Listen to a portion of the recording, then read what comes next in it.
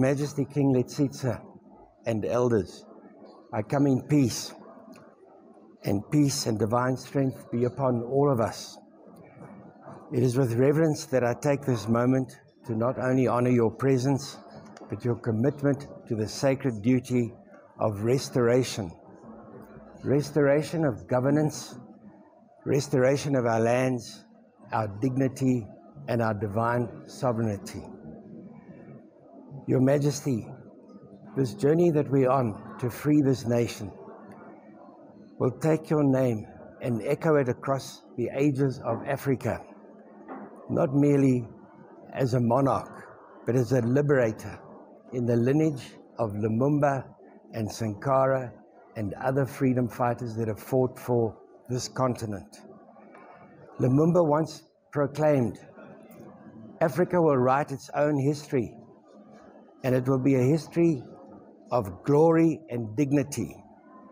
That history is now being written by your actions, through your resistance to colonial courts, your fight for the upper house, land restitution, and your fearless advocacy for your people.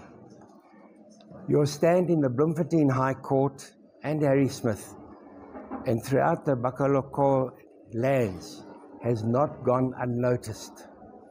You have chosen not to wield a sword of violence, but the pen of justice, the scroll of ancestral wisdom,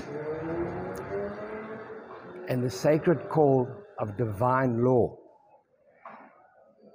In the face of betrayal and systemic corruption, you have shown South Africa and the continent what it means to reign not only by crown, but by conscience. Thomas Sankara reminded us, we either choose champagne for a few, or we're drinking water for all. Your Majesty, you have uplifted the voices of the silenced and stood unwavering in pursuit of the dream of a free rainbow nation. Return to its true heirs, the people. Your legacy will not be temporary. It will stand among the great historic figures with returned sovereignty, returned land, and the law returned back to the people.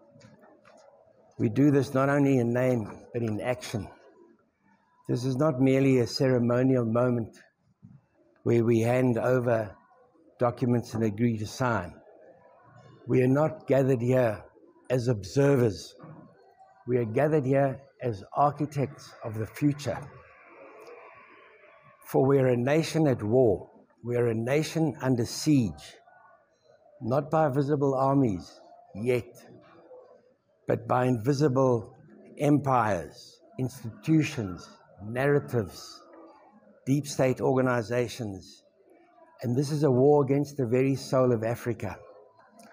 The judiciary has been compromised. Law enforcement, compromised. The South African military, neutralized. The police, captured. The media, bought and silenced. The economy deliberately collapsed over a 30-year period, and we have the evidence of that. The food chain has been destroyed.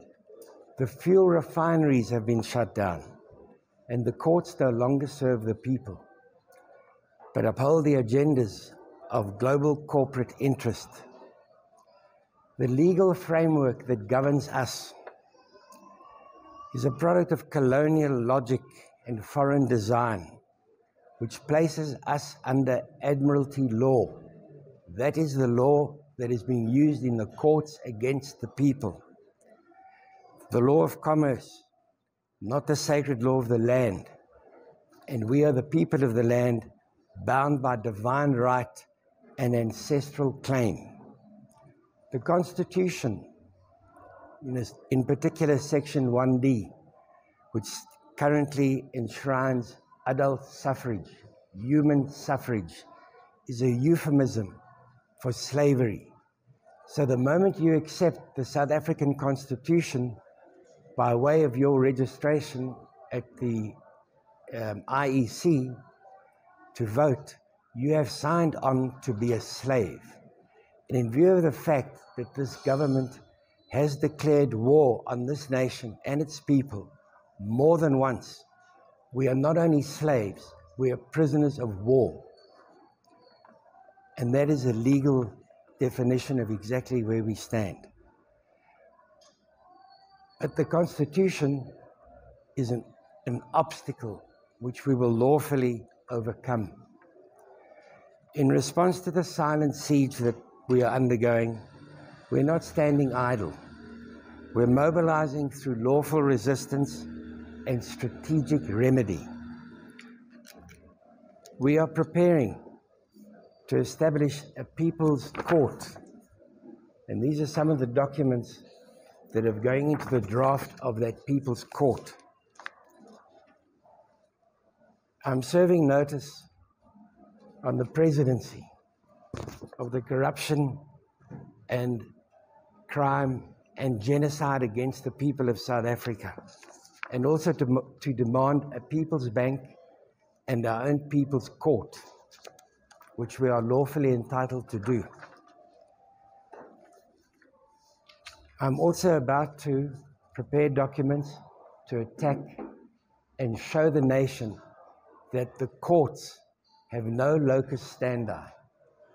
All of these courts that are victimizing the people have no lawful standing. We have been lied to, and I'm going to prove that.